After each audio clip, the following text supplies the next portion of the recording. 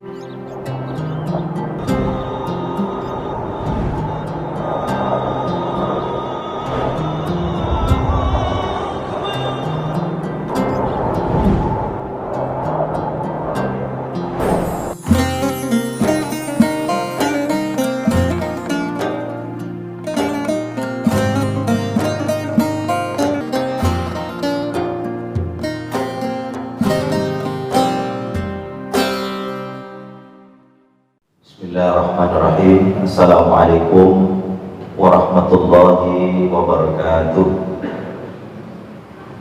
Assalamualaikum warahmatullahi wabarakatuh.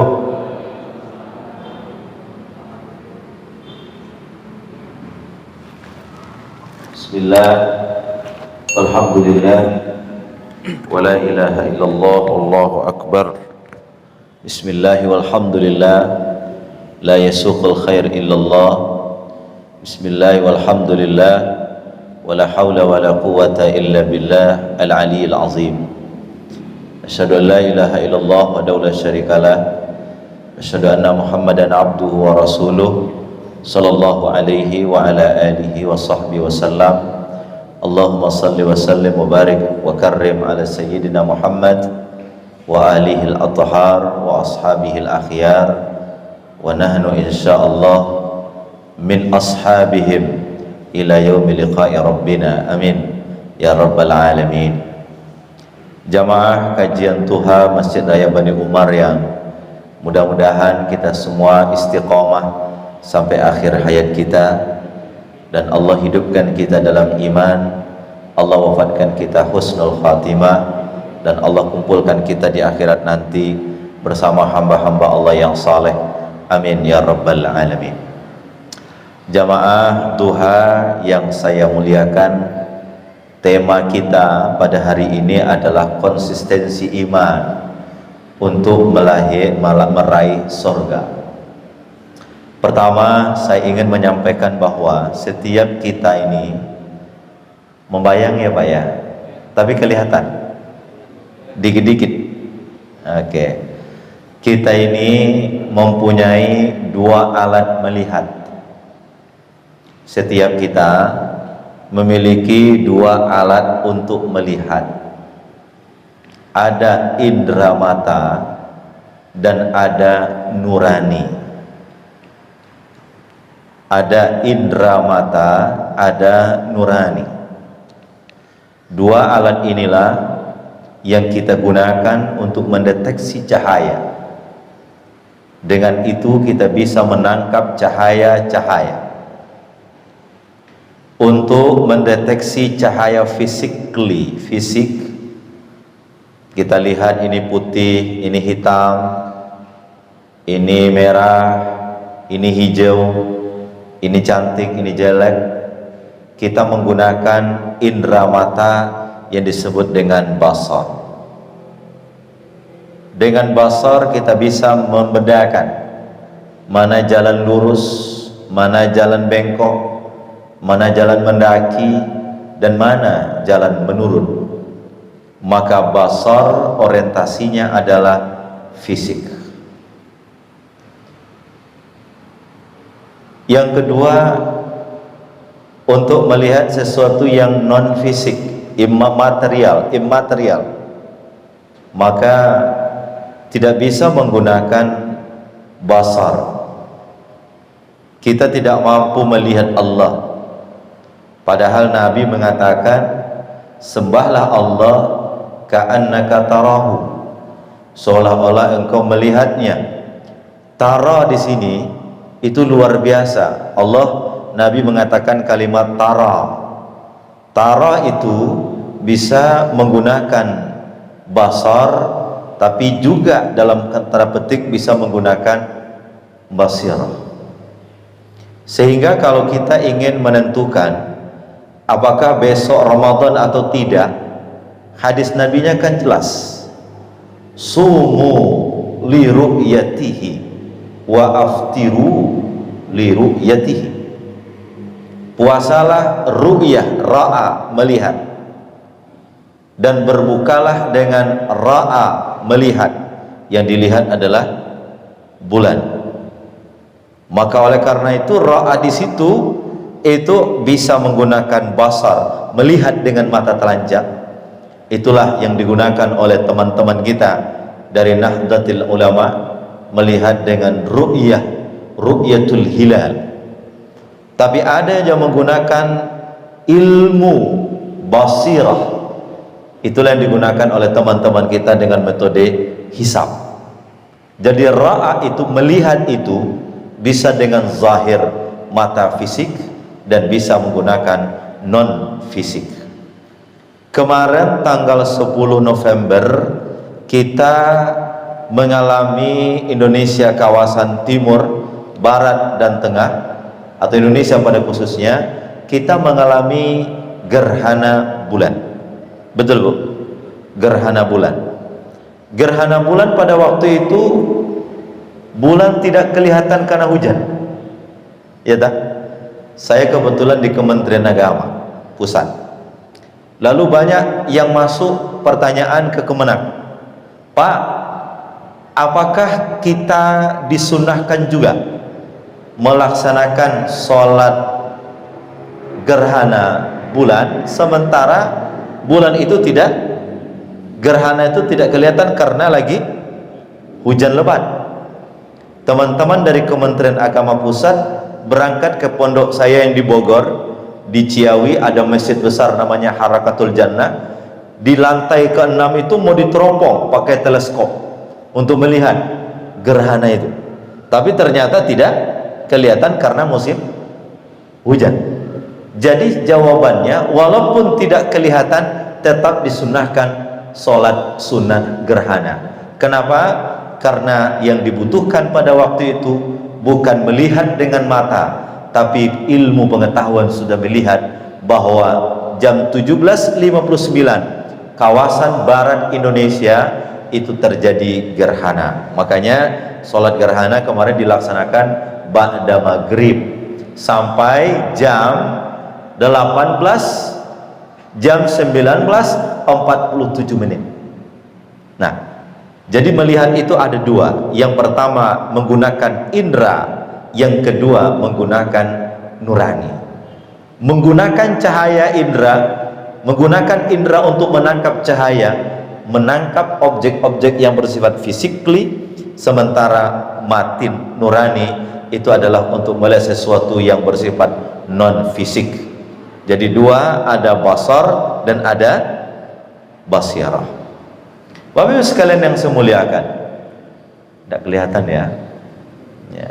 Tidak usah lihat sana, lihat saya aja. Dengan suara saya kedengaran ya Bu ya. Oke, ini lebih banyak ibu-ibu apa bapak ini? Kayaknya berimbang ya. Baik.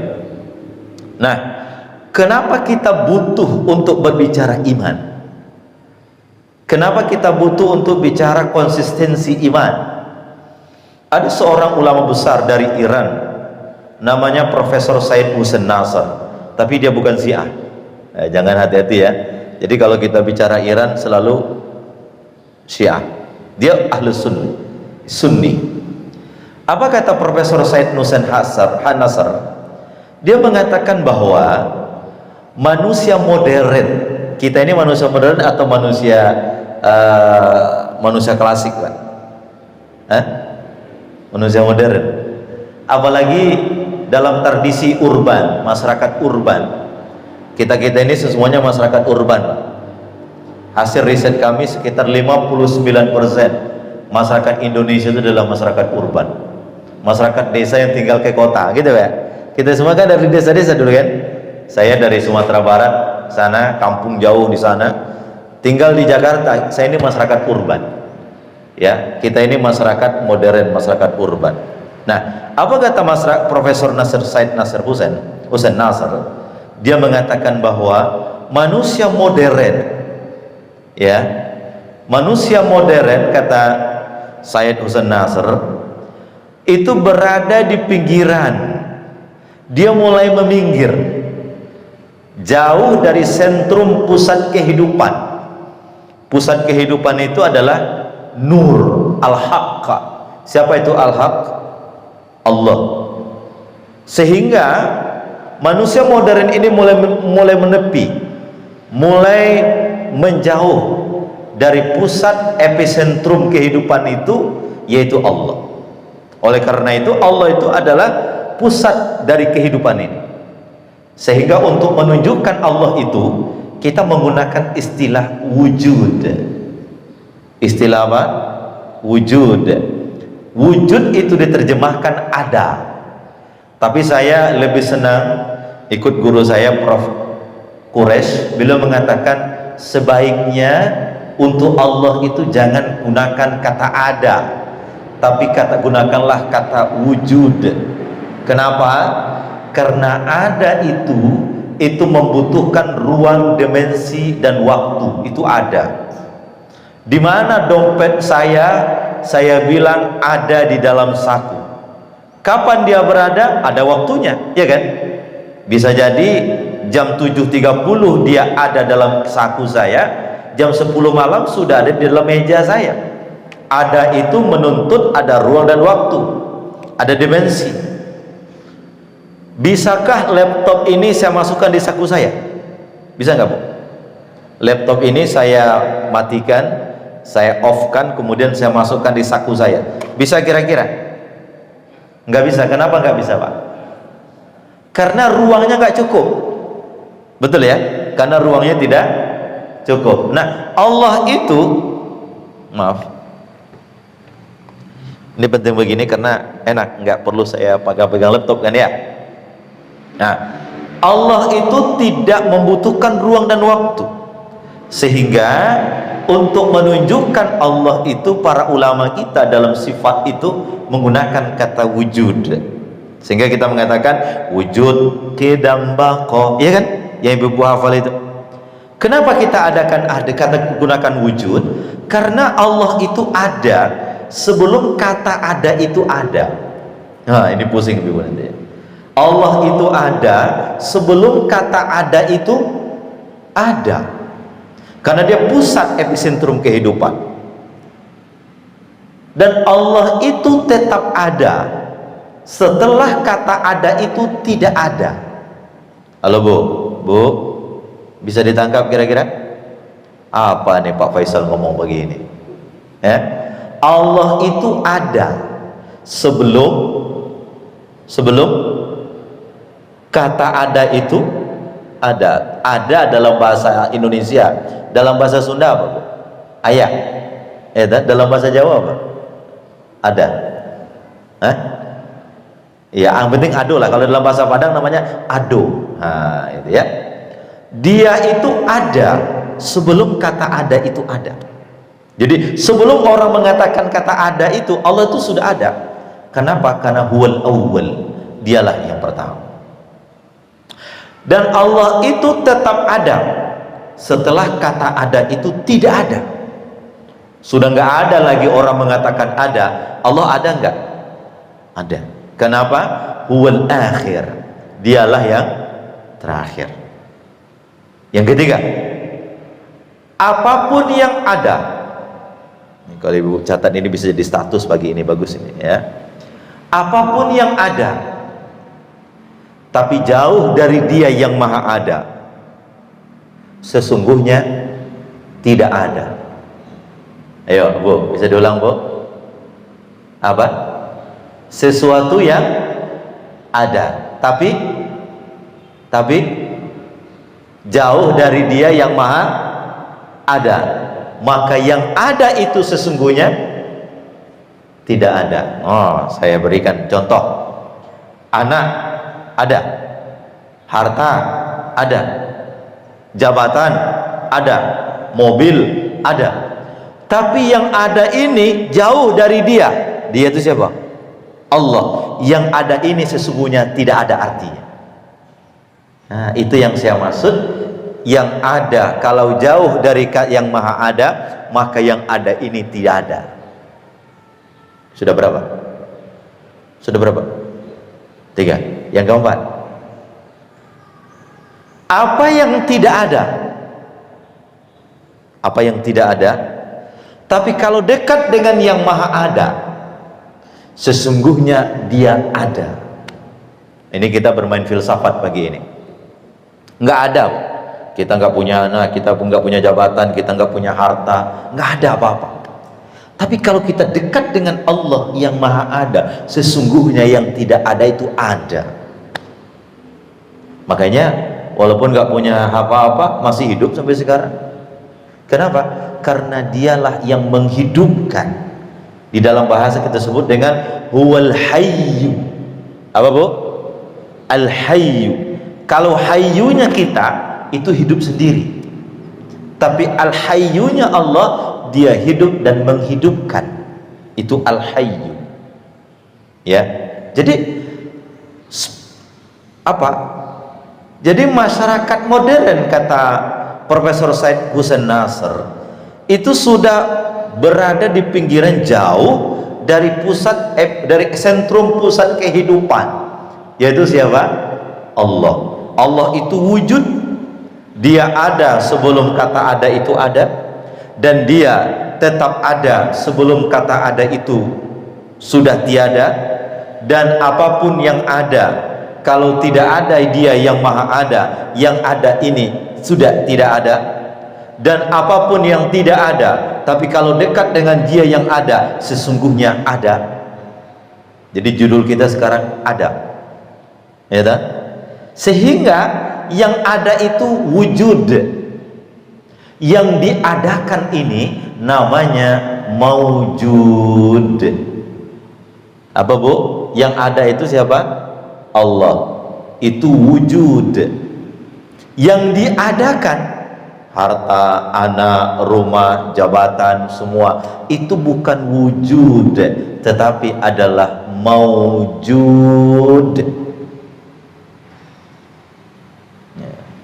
Tadi makan pagi sudah? Sudah sarapan tadi pagi? Alhamdulillah, makan lontong ya. Makan nasi goreng ya. Nah, itu maujud atau wujud? Yang ibu makan tadi itu wujud atau maujud? Alhamdulillah. Ya tak? Yang maujud ini, ini air ini maujud, ini maujud, laptop maujud, saya maujud, semua kita ini maujud. Yang maujud ini harusnya adalah mengantarkan kita ke pusat sentrum yang wujud.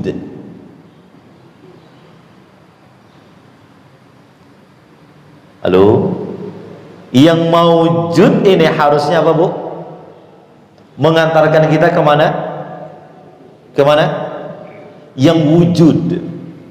Ibu punya duit, kemudian dengan izin Allah berangkat umroh. Duit ibu itu maujud, tapi duit yang ibu gunakan untuk mendekat kepada Allah itu namanya maujud, mengantarkan kepada yang wujud. Jabatan kita punya, tanda tangan kita berlaku. Ya Rabb, selama tanda tangan ini berlaku, saya akan gunakan untuk menolong agamamu ya Allah. Saya akan buat kebijakan-kebijakan yang dengan itu orang makin dekat dengan agamamu ya Allah. Maka tanda tangan itu maujud, tetapi tanda tangan yang maujud mendekatkan dia kepada yang wujud. Anak itu maujud. Kalau anak disekolahkan di pesantren, dia jadi anak baik, lalu dia berdoa kepada Allah, Rabbighfirli wali walidayya warhamhuma kama rabbayani shaghira. Itu anak maujud. Tapi begitu dia mendoa kepada Allah, yang maujud mengantarkan dia kepada yang wujud. Itulah yang disebut dengan minal khalqi ilal haq, dari makhluk kepada Allah. Minal khalq ilal haq, khalaq makhluk, al haq Allah. Jadi minal khalqi ilal haq, maujud kepada yang wujud. Nah, kalau sudah minal khalqi ilal haq, kepada makhluk kepada Allah, nanti orientasinya tiga. Minallah, billah, ilallah.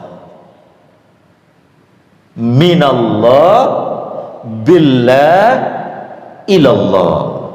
Minallah, dari Allah. billah bersama Allah, ilallah menuju Allah. Nah, itulah konsep yang sering kita sebut dengan inna lillahi wa inna ilaihi raji'un. Yang maujud ini akan habis, yang tidak akan habis itu adalah yang wujud. Ya, jadi minal khalaq, minal makhluk ilal haq. Al haq itu adalah Allah. Minal khalqi ilal haq, dari al makhluk kepada Allah. Kemudian konsepnya minallah, karena makhluk itu juga datang dari Allah. Minallah, dari Allah. Billah, digunakan di jalan Allah. Dari Allah, di jalan Allah. Untuk siapa? Untuk siapa? Untuk makhluk?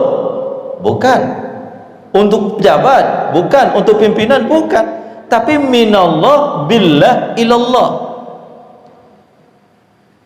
Jadi minallah, yang kedua apa? Billah, yang ketiga ilallah. Dari Allah, bersama Allah, kepada Allah. Ya dah? Jadi minallah, billah, ilallah. Minallah, billah, ilallah. Dari Allah, di jalan Allah, untuk Allah. Kita datang ke sini kan minallah, billah, ilallah. Betul Bu ya? Kita datang dari rumah karena Allah kuatkan kita. Billah, di jalan Allah. Ibu dari rumah datang ke sini, setiap langkah mengangkat derajat, setiap langkah menghapuskan dosa. Andaikan dalam perjalanan nanti pulang meninggal dunia, Allah tulis menjadi syahid karena meninggal dalam menuntut ilmu. Makanya kalau orang paham pahala thalabul ilmi di majelis ilmu, Pak, nggak mau lewatkan. Saya ini penceramah, Pak. Kalau ada saya melihat ada majelis ilmu, saya duduk di situ. Karena bukan persoalan apa, kita ingin mencari ridhonya Allah Subhanahu wa ta'ala. Kenapa? Karena konsepnya kita minallah, billah, illallah. Ya Bu, minallah, billah, ilallah. Dari Allah, bersama Allah, untuk Allah. Ya kan? Dari Allah, bersama Allah, untuk Allah. Nah, yang dari Allah, bersama Allah, untuk Allah, minal haq, minal khalaq ilal haq, dengan ada, dengan tidak ada, manusia jauh dari itu. Pada akhirnya apa? Karena manusia jauh dari pusat episentrumnya, hubungan mereka dengan Allah terputus. Dia enggak, padahal harusnya minallah itu dengan billah ini jangan diputuskan. Bu, kalau punya mobil 5, bagus. Pengajian duha ini pakai mobil ini, pengajian duha ini pakai mobil anu. Saya punya teman Ustadz Bu kaya raya, mobilnya 5. Setiap pengajian itu ganti-ganti mobil. Jamaahnya bilang, Ustadz hedonis ya. Dia bilang, bukan, saya bukan hedonis. Saya mau mobil saya ini nanti di hadapan Allah berpesan, ya Allah, saya digunakan untuk mengantarkan ini orang ke majelis pengajian ilmu. Kenapa? Karena billah. Kenapa Bu? Karena billah. Dia minallah, billah, ilallah. Nah, karena terputus, maka apa yang terjadi Bapak Ibu sekalian? Itu saya garis bawahi. Tuh ada kalimat tuh bawah ini. Karena mereka terputus, maka yang terjadi adalah kehampaan spiritual, kering batinnya. Kalau batin sudah kering, apapun nikmat yang ada di depan mata kita kayak neraka. Kalau batin sudah kering. Kenapa kering batinnya? Karena dia jauh dari pusat sentrum kehidupan, yaitu wujud. Ya, karena dia jauh dari wujud, maka yang terjadi adalah mereka mengidap penyakit yang disebut dengan kehampaan spiritual. Bapak Ibu sekalian, pengalaman hidup kita ini atau pengalaman manusia itu, Bapak Ibu sekalian, ada 4. Ada pengalaman biologis, ada pengalaman sosiologis, ada pengalaman psikologis, dan ada pengalaman spiritual. Ada 4 tuh pengalaman kita. Yang pertama adalah pengalaman biologis, bahwa pernah sakit enggak Pak? Kata orang, mana yang lebih bagus, sakit gigi apa sakit hati? Ibu-ibu ini punya pengalaman biologis pasti, mengandung anak, itu luar biasa Bu, 9 bulan 10 hari. Kemudian melahirkan, itu pengalaman biologis yang tak mungkin didapatkan oleh manusia manapun kecuali seorang yang bernama perempuan, yang disebut dengan imro'ah. Apa Bu? Imro'ah. Itu namanya pengalaman biologis. Kita ini insya Allah masing-masing punya pengalaman biologis kan? Ada yang pernah apa, ada yang pernah apa, itu pengalaman biologis. Yang kedua, ada pengalaman yang disebut dengan pengalaman psikologis. Bu, kenapa kok takut dari kejauhan Bu? Ibu kok kalau naik sedikit trauma, naik sedikit trauma ketinggian itu pasti orang punya pengalaman yang disebut dengan pengalaman psikologis, ya. Kalau lihat warna merah nangis dia. Ternyata dulu suaminya suka pakai baju warna merah, sehingga kalau lihat warna merah itu ingat suaminya. Itu disebut dengan pengalaman psikologis. Saya punya teman, anaknya meninggal, mudah-mudahan jadi anak soleh insya Allah. Punya teman, anaknya meninggal. Meninggalnya itu tidak wajar, bukan tidak wajar, maksudnya tidak wajar, caranya itu menyedihkan sekali. Sehingga dia punya rumah di Depok. Kalau pulang ke rumah itu pasti nangis, karena anak itu lahir di sana dan berkembang di sana, umur 3 tahun meninggal dunia dengan cara yang menurut dia tidak masuk akal. Akhirnya dia tidak mau tinggal di rumah itu, bukan tidak suka dengan rumah itu, karena ada yang disebut dengan pengalaman psikologis. Yang ketiga, ada pengalaman sosiologis. Adanya di camat di sini.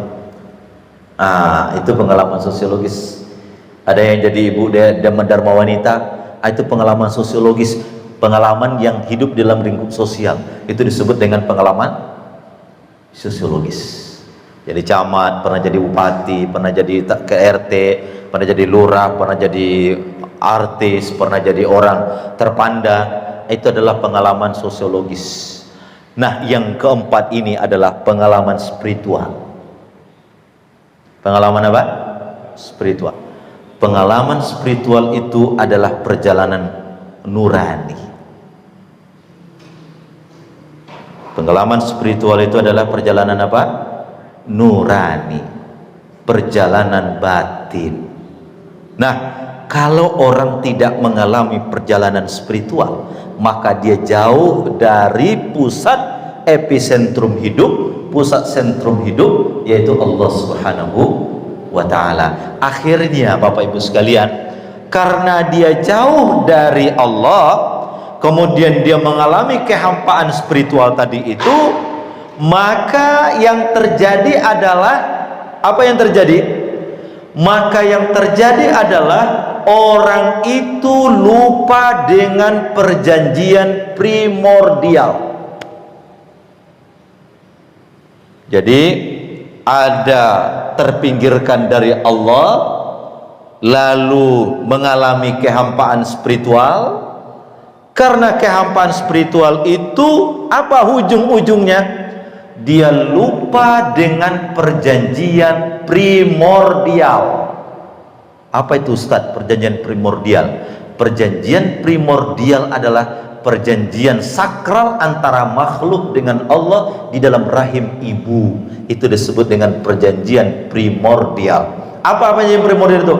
Alastu bi rabbikum qalu bala syahidna. Ya Allah, hamba Allah bertanya, bukankah saya Tuhanmu? Kita mengatakan bala syahidna, betul ya Allah, engkau adalah Tuhan kami.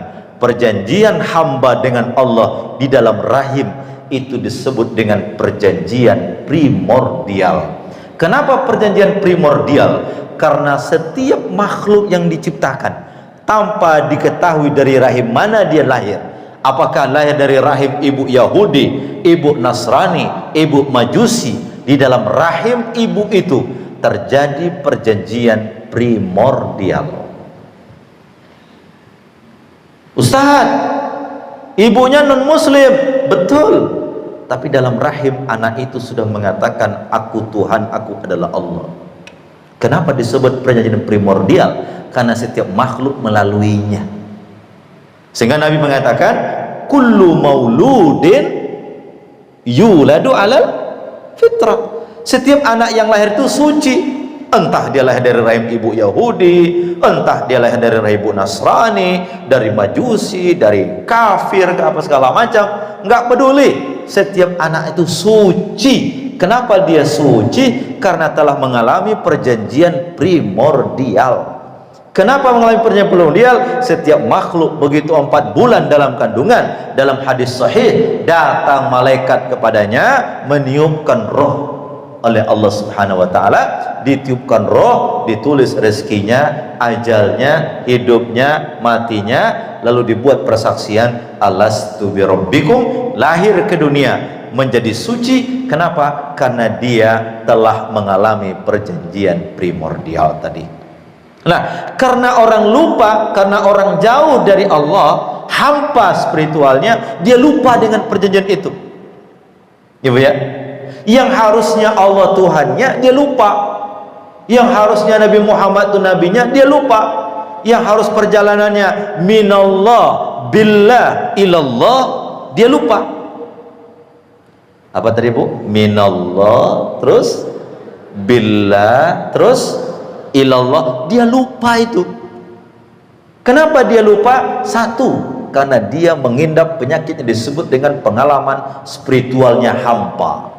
Padahal manusia itu mengalami 4 perjalanan tadi apa? Pengalaman apa? Pengalaman hidup. Ada pengalaman biologis, ada pengalaman psikologis, ada pengalaman sosiologis, dan ada pengalaman spiritual. Tatkala hampa spiritual ini imannya hilang, maka dia lupa dengan perjanjian primordialnya dengan Allah, yang harusnya inna salati wa nusuki wa mahyaya wa mamati lillahi rabbil alamin, itu berubah menjadi inna salati wa nusuki wa mahyaya wa mamati lil mal, lil jah, harta dan segala macamnya. Kenapa dia begitu? Karena dia lupa dengan perjanjian primordial. Sudah Bu? Oke. Lanjut sedikit lagi ya. Nah, aduh, saya nggak kelihatan ya. Padahal ini bagus sekali. Baik. Spiritual tadi itu, ini kita bicara iman. Ya, saya sengaja bicara imannya, kita mulai dari dasarnya. Apa sih, kenapa kita harus menjaga iman itu? Ya, kalau kita bicara normalnya kan menjaga iman, kita harus sholat, kita harus mengaji, kita harus ibadah supaya iman kita terjaga. Kalau iman kita terjaga, kita gampang ngaji, kita bisa masuk surga. Itu normatifnya seperti itu. Tapi saya ingin masuk secara filosofisnya. Kenapa kita harus jaga iman kita tadi itu? Karena kita harus tidak boleh mengalami kehampaan spiritual. Kalau hampa spiritual kita akan mengalami yang disebut dengan lupa dengan perjanjian primordial. Nah, spiritualitas itu Bapak Ibu sekalian memiliki power. Subhanallah. Spiritualitas itu memiliki apa? Kekuatan. Spiritualitas itu memiliki kekuatan. Makanya ibu-ibu sekalian, dulu para sahabat berjuang ya di jalan, di medan Allah, dijuang di jalan Allah. Perang Uhud katakanlah, ada seorang sahabat di perang Uhud Bu, lapar dia, ada roti di tangan dia. Kan kalau dimakan kan tidak butuh waktu lama kan, iya kan, paling cuma 2 menit makan, perutnya ngisi, padahal sudah lapar banget. Apa dia bilang? Dilempar itu roti, dia pergi berjuang, pergi berhadapan dengan musuh. Dia bilang, kalau saya makan ini roti terlalu lama saya untuk masuk surganya Allah Subhanahu wa taala. Subhanallah. Kenapa itu? Karena spiritualitas itu memiliki power. Memiliki apa, Pak? As-salatu khairum minan naum. Panggilan salat. Sekarang waktu salat maju 4 lewat 4 oleh musim hujan, di kamar kasur empuk, AC 2 PK, selimut tebal, masih jam 4, pulang kantor tadi malam jam 1. Nah, kira-kira apa yang terjadi, Pak? Apa yang terjadi? Kalau nggak ada iman, nggak ada spiritual, lemah kita berhadapan dengan kasur itu. Makanya saya mengatakan spiritualitas itu memiliki power. Power apa? Power transenden. Power apa, Bu? Power transenden. Transenden itu apa? Pakai kekuatan yang langsung nyambung dengan Allah. Itu disebut dengan power transenden. Antara nonton drama Korea dengan hadir di sini ini tarikannya luar biasa. Aduh, kalau hadir di sana, belum lagi ini senam pagi jam berapa ini? Ya, drama Korea nanti jam 11. Ya, bagaimana ini? Nah, kalau orang punya transenden, maka dia punya power itu tersambung kepada Allah. Sehingga apapun yang ada dalam pikirannya, gerak kakinya, dia ilallah. Dia apa, Bu? Ilallah. Kenapa? Karena minallah, billah, terus ilallah. Transcendental itu adalah kekuatan billah ilallah. Kekuatan power itu, power atau kekuatan itu muncul dari spiritualitas. Dan pada ujungnya, Bapak Ibu sekalian, pada ujungnya, tatkala spiritualitas itu tinggi dan orang punya power transendental tadi itu, maka yang didapat orang yang memiliki hal ini adalah itmi'nanul qalbi, tenang batinnya. Itu ujungnya di situ sebenarnya. Ujungnya ke sana sebenarnya. Ya, ujungnya ke sana sebenarnya. Makanya kalau bisa ditampilkan, itu saya terakhir bikin pohon, Pak. Pohon, ya. Pohon itu batangnya ada, kemudian akarnya ada, kemudian dahannya ada, dan pucuknya ada. Ya. Ya kan? Nah, orang yang memiliki spiritualitas tadi itu, lalu memiliki power transenden tadi itu, maka ujung yang dia dapatkan adalah batinnya tenang. Kenapa batinnya tenang? Karena dia bersama Allah. La haula wala quwata illa billah. Dikasih jabatan alhamdulillah, tidak dikasih jabatan no oropopo. Kaya alhamdulillah, miskin juga nggak sedih banget. Jadi boleh sedih, ya boleh, tapi jangan banget-banget. Ya kan gitu ya. Kenapa? Karena dia memiliki ketenangan batin. Ketenangan batin itu didapat. Kenapa? Karena spiritualitasnya tinggi. Kenapa spiritualitasnya tinggi dia tenang? Karena dia punya power. Power apa yang dia miliki? Yang disebut dengan power transenden. Apa, Bu, Pak? Power transenden. Itulah ketenangan batin. Dalam ayat kita diajarkan, ala bizikrillahi tatmainnul qulub. Dengan ingat kepada Allah, hati ini tenang. Maka orang beriman itu tenang. Dunia tidak mengangkat dia, ya, dan pun tidak menenggelamkan dia. Dia bersama Allah saja sudah. Ya kan? Apapun yang ada, ini adalah embel-embel saja. Karena saya minallah billah ilallah. Saya datang dari Allah, selama hidup ini saya akan bersama Allah, mudah-mudahan nanti kembali kepada Allah. Itu aja hidup saya ini. Saya dapat jabatan alhamdulillah, saya gunakan di jalan Allah billah. Saya punya anak alhamdulillah, digunakan di jalan Allah billah. Kalau tidak punya anak juga alhamdulillah, saya gunakan sabar untuk bersama Allah. Kan begitu saja. Saya difitnah orang, alhamdulillah, fitnah itu sejadikan cara untuk mendekat kepada Allah. Selesai. Maka orang yang minallah billah ilallah itu spiritualitasnya tinggi, memiliki power transenden, ujung-ujungnya ketenangan batin. Ketenangan batin itu disebut dengan iman. Apa Pak? Ketenangan batin itulah yang disebut dengan iman. Iman itu adalah manifestasi ketundukan kita. Itu iman. Ya, iman itu apa? Manifestasi ketundukan kita, itu iman. Maka orang yang semakin tunduk, insya Allah semakin beriman.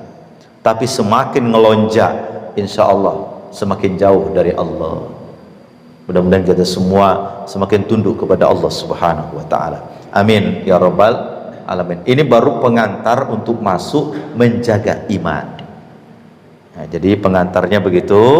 Kita menggunakan dua mata, ada mata zahir, ada mata batin. Kemudian kita harus menggunakan minallah billah ilallah, dan pada akhirnya kita memiliki kekuatan spiritual. Kekuatan spiritual itu memiliki power transenden. Power transenden itu menghasilkan ketenangan batin, dan ketenangan batin itulah yang mengantarkan kita kepada iman, dan iman itu sesungguhnya adalah manifestasi ketakwaan. Iman itu apa?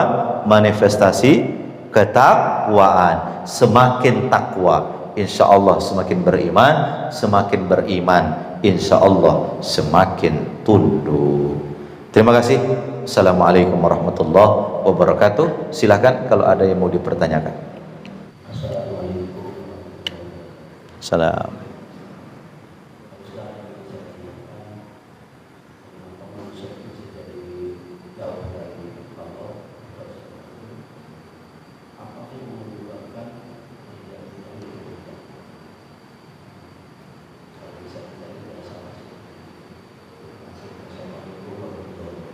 Baik, assalamualaikum warahmatullahi wabarakatuh. Ada lagi?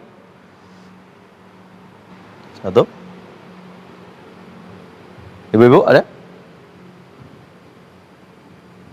Jawab dulu. Oke. Ada. Nggak ada. Oke, siap. Kan tadi kita katakan seperti yang dikatakan oleh Profesor Nasir Husain, bahwa kita ini manusia modern ini sudah mengalami apa? Kepinggiran, mulai meminggir jauh dari pusat epicentrum. Lalu apa yang menyebabkan manusia itu kok bisa jauh dari Allah Subhanahu wa ta'ala? Paling tidak kalau sekian banyak ayat Al-Quran, kalau boleh kita mengatakan paling tidak 3 Pak, yang menyebabkan manusia itu jauh dari Allah Subhanahu wa ta'ala. Yang pertama adalah, ini materi selanjutnya. Yang pertama adalah ketika cinta dunia mendominasi kalbu, tatkala itu cahaya hilang. Di saat cahaya hilang, orang jauh dari Allah. Satu, tatkala cinta dunia mendominasi, tahu mendominasi itu memenuhi hati. Tatkala memenuhi hati, yang adalah cahaya hilang. Jadi dunia penuh hati. Karena penuh hati, cahaya nggak masuk. Begitu cahaya hilang, jalan menuju Allah semakin gelap. Jalan menuju Allah semakin gelap. Dalilnya nanti lihat di dalam Quran surat Al-Isra ayat 17, 18, 19, 20. Nanti lihat di rumah surat Al-Isra ayat 18, 19, 20. Kata Allah mengatakan, A'udzubillahi minasyaitonirrajim. Bismillahirrahmanirrahim. Man kana yuridul ajilata ajjalna lahu fiha ma nasha'u liman nurid thumma ja'alna lahu jahannama yaslaha madhmuman madhura. Barang siapa yang dalam hatinya terpenuhi dunia, tidak ada dalam hatinya kecuali hanyalah dunia. Ajilah itu kata ta'ajala adalah dunia. Man kana yuridul ajilah, barang siapa yang ingin dunia, ajalna lahu fiha ma nasya, kami penuhi keinginannya. Maka Bapak Ibu sekalian, kepada Allah itu hubungannya bukan hubungan anak dengan orang tua. Ada orang yang jauh dari Allah tapi setiap buka usaha jalan. Ada orang yang sudahlah tunduk, sudah sholat, sudah zikir, bisnis bangkrut, rumah berantakan, dia dimusuhi orang. Ini gimana sih ini? Kalau hubungan dengan ayah dengan anak semakin baik anak, maka orang tua akan semakin sayang. Tapi Allah tidak begitu, Pak. Hubungan kita dengan Allah bukan hubungan antara anak dengan orang tua. Oleh karena itu hubungan kita dengan Allah itu dua. Yang pertama husnuzon, yang kedua ridho, berbaik sangka dan percaya kepada Allah. Itu hubungan kepada Allah itu dua saja, husnuzon dan ridho. Kenapa? Karena ada orang yang mencari dunia tanpa iman, di dunia dia dapat. Nggak pernah sholat, rezeki lancar tuh. Nggak pernah ngaji, rezeki lancar tuh. Katanya zakat menambah harta, nggak pernah keluarkan zakat, perusahaannya di mana-mana. Betul ya, Pak? Ya tak? Nggak pernah membiayai anak yatim, tapi anaknya sehat-sehat, nggak ada yang sakit-sakit. Ini kasihan orang sudah soleh, sudah tunduk kepada Allah, ada saja ujian nggak pernah berhenti-berhenti. Ya kan? Makanya kepada Allah itu husnuzon, berbaik sangka kepada Allah. Yang kedua ridho, terima dengan lapang dada. Kenapa? Karena ada orang yang menginginkan dunia, Allah berikan kepada dia. Ya Pak ya? Tapi Allah mengatakan apa? Summa ja'alna lahu jahannam. Tapi ingat, di dunia kau bisa senang-senang, di akhirat neraka jahanam tempatmu, bro. Kenapa? Karena cinta dunia mendominasi orang jauh dari Allah. Satu. Yang kedua, nanti Bapak Ibu lihat surat Ali Imran ayat 14. Surat Ali Imran ayat berapa? 14. Allah mengatakan apa? Zuyyina lin-nasi hubbul syahawati minan nisa' wal banin wal qanatiril muqantarah minal dhahabi wal fiddah wal khaylil musawwamah wal an'ami wal harath dzalika mata'ul hayatid dunya. Diberikan kesenangan kepada istri, anak, emas perak, sawah ladang, tunggak kundangan, kuda tunggangan. Ya kalau sekarang mungkin kuda besi lah ya. Apa itu kuda besi? Ya Lamborghini, apa ya? Alphard, Lexus, apalagi itu mobil termahal apa sekarang, Pak? Yang mobil itu cuma pintunya cuma dua, Pak.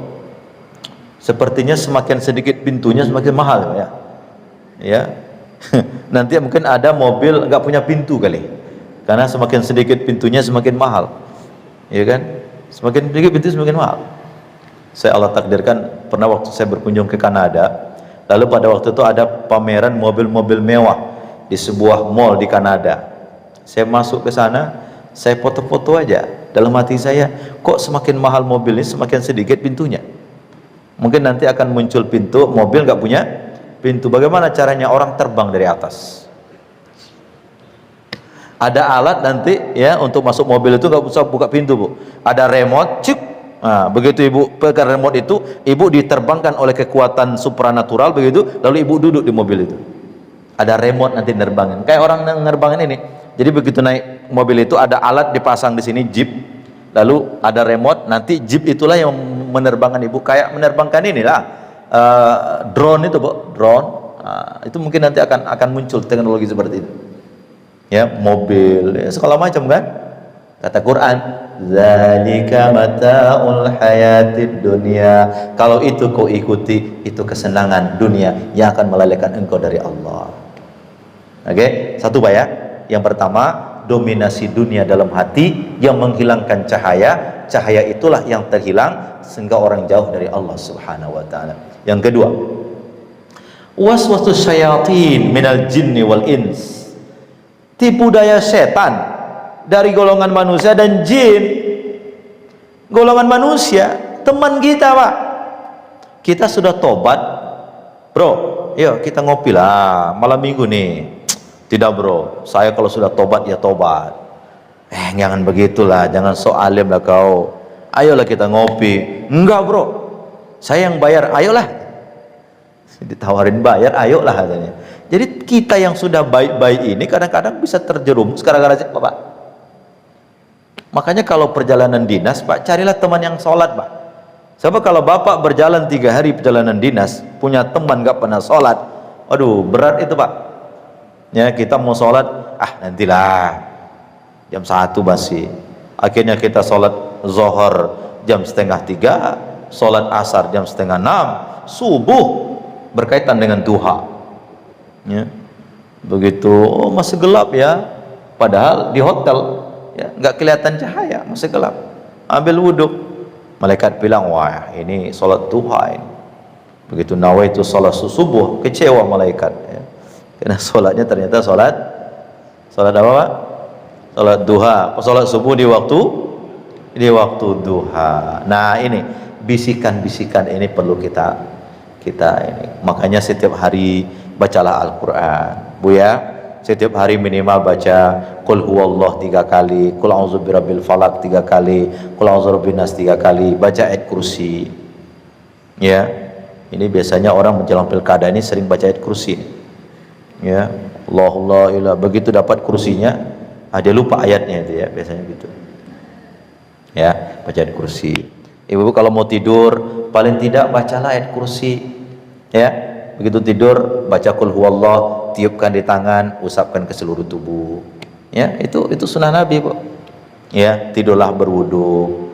Ustadz, saya kalau berwudu itu baru 2 menit batal lagi, Ustadz. Kalau setiap begitu saya mau tidur, kapan tidurnya, Ustadz? Begitu saya tidur, batal lagi tidur. Kalau sudah begitu jangan dipaksa, sudahlah. Berarti sudah takdirnya begitu, ya. Yang penting mulai. Gitu ya, Pak ya. Baca auzubillahi minasyaitonirrajim. Carilah teman-teman yang baik.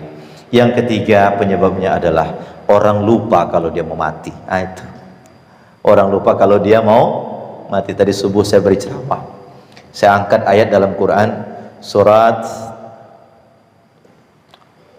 judul ceramah saya tadi pagi itu Al-Ghaflah, lalai. Salah satu yang menyebabkan orang lalai adalah karena dia lupa kalau dia mau mati.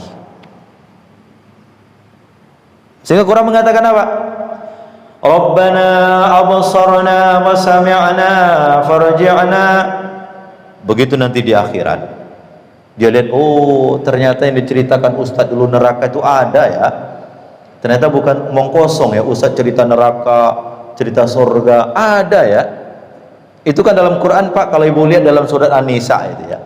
Itu kan penduduk surga, penduduk neraka itu berdekatan Pak. Bukan berdekatan, bisa berdialog. Penduduk surga manggil penduduk neraka manggil penduduk surga, mereka dialog. Mahasiswa saya nakal, Pak, kalau begitu surga neraka dekat dong Pak. Saya nggak tahu itu, saya belum pernah dari sana kan. Yang jelas Quran ceritakan penduduk surga neraka itu saling berdialog, ya kan? Nah orang kalau lupa mati Pak, itu jauh dari Allah. Ya, tua-tua keladi Pak, makin tua makin menjadi. Harusnya makin tua makin tunduk. Ya, tapi jangan juga kapan mau sholat, nantilah kalau sudah tua. Belum tua dijemput malaikat maut kan selesai gitu. Ya kan? Nah, ingat mati, Pak. Setiap hari malaikat maut itu menjenguk kita. Malaikat sudah geram nih. Ya Rob, saya tarik ini. Tunggu dulu. Biarkan dia, besok mungkin tobat dia. Ya. Allah ingin kita kembali kepada Allah. Jadi itu Pak, minimal 3 itu ya. Banyak dalam Quran. Yang pertama, cinta dunia mendominasi batin. Yang kedua, waswasus syayatin wal ins, waswas syaitan dan manusia. Yang ketiga adalah ghaflah anil akhirah, dia lupa kalau dia mau mati. 3 inilah yang biasanya membuat orang itu terseret, dia jauh dari pusat sentrum kehidupannya, dialah Allah Subhanahu wa ta'ala. Sudah jam 9, tidak usah banyak-banyak ya, nanti diamalkan. Biasanya kalau banyak-banyak lupa. Apa pengajian Ustaz tadi? Banyak betul. Apa? Lupa semua ya. Nggak ada yang diingat. Nah, saya pikir yang ada jamaah kita ini semuanya ingat insya Allah. Ya, poin penting saya 3 saja Pak. Yang pertama, bahwa kita punya mata dan punya mata batin. Lihatlah dengan mata batin untuk mendeteksi keberadaan Allah. Yang kedua, yang ada itu dia wujud, yang ada ini adalah maujud. Gunakanlah yang maujud untuk sampai kepada yang wujud. Itulah konsep minallah billah ilallah. Yang ketiga, orang kalau hampa spiritualnya, dia lupa dengan perjanjian primordialnya. Kalau hampa spiritual, orang lupa dengan janji primordial. Kenapa? Sesungguhnya spiritualitas itu adalah power, kekuatan. Kekuatan dari mana? Dari transenden, dialah Allah. Kalau sudah dari Allah, dia pasti tenang. Itminanul qalbi. Kalau sudah itminanul qalbi, dia akan mudah untuk taat kepada Allah Subhanahu wa ta'ala. 3 kata kunci kita ini dicatat baik-baik, tolong disampaikan juga kepada anak dan keluarga untuk menjadi jariah saya yang menyampaikan. Kita tutup dengan doa kafaratul majlis dan kita berdoa pada Allah Subhanahu wa taala. Amin. A'udzubillahi minasyaitonir rajim. Bismillahirrahmanirrahim. Alhamdulillahirabbil alamin, hamdan na'imin, hamdan syakirin, hamdan yuwafi ni'amahu wa yukafi mazidah. Rabbana lakal hamdu kama yanbaghi li jalali wajhikal karim wa 'azimi sultanik. Ya Allah ya Rahman ya Rahim, tetaplah kami dengan tatapan kasih sayang-Mu ya Allah. Beningkan hati kami dengan cinta kepada-Mu ya Rabb, sehingga kami mampu melihat jalan yang baik, dan Engkau berikan kekuatan kami untuk mengikuti jalan itu ya Allah, dan Engkau berikan kemampuan kami untuk melihat jalan yang salah, dan Engkau berikan kekuatan kami untuk menjauhinya ya Allah. Ya Rabb, hidupkan kami dalam iman, wafatkan kami husnul khatimah, dan kumpulkan kami ya Allah di akhirat nanti bersama hamba-hamba-Mu yang saleh, bersama keluarga kami di bawah bimbingan Nabi Yuna Muhammad sallallahu alaihi wasallam di dalam surga-Mu ya Allah. Rabbana, jika ada di antara kami yang sakit, sembuhkanlah ya Allah. Jika ada di antara kami yang punya masalah, berikan jalan keluar dari masalahnya ya Allah. Kalau ada di antara hamba-Mu yang hari ini sedih, berikan kebahagiaan di hatinya ya Allah. La haula wa la quwata illa billahil aliyyil azim. Rabbana atina fid dunya hasanah wa fil akhirati hasanah wa qina adzabannar wa adkhilnal jannata ma'al abrar ya aziz ya ghaffar ya rabbal alamin. Subhana rabbika rabbil izzati amma yasifun wa salamun alal mursalin walhamdulillahi rabbil alamin. Kita salawat 1 kali dan kita tutup. Salatullah sama-sama ala toha salatullah ala yasin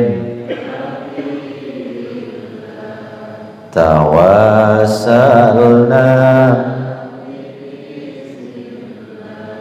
wa bil hadi wa kulli bi alil bad ilahi sal mil umma minal afati wan niqma wa min hammin wa min ghumma ya lil bad. Terima kasih. Assalamualaikum warahmatullahi wabarakatuh.